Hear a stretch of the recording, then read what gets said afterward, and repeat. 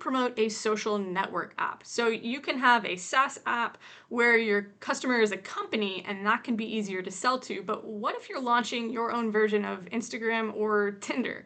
How do you gain your first base of users in that situation? Now, my first thought and response to this type of question would be, if you don't know where you're going to access your first potential users, then why are you building this particular app in the first place?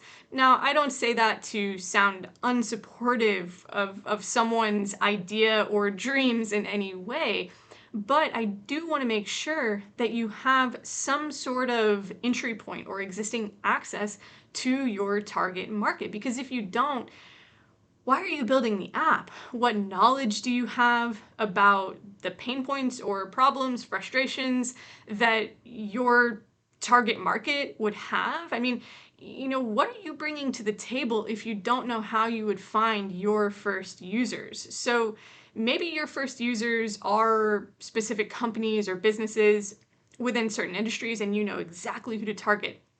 Maybe it's more general.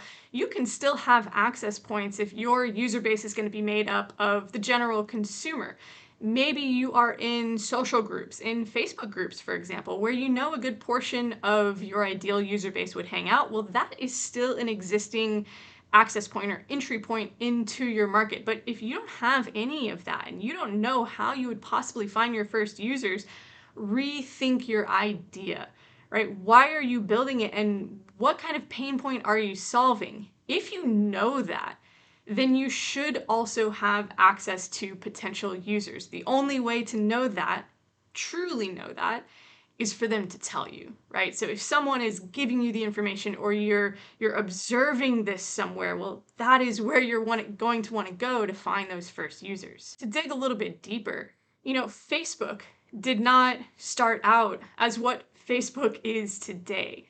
Facebook started out in a very specific way with a very location-specific user base, demographic-specific user base in terms of age, because they were targeting college campuses, right? And so that's very niche, right? It did not start out as being this, or the idea didn't start out as being this giant platform that everybody in the world is using, right? So if you think about it from that perspective, then hopefully that can help you find your own niche. I don't want you trying to build the next Facebook if you are using what Facebook is today to kind of mold your vision. I want you building something different that's hyper-specific.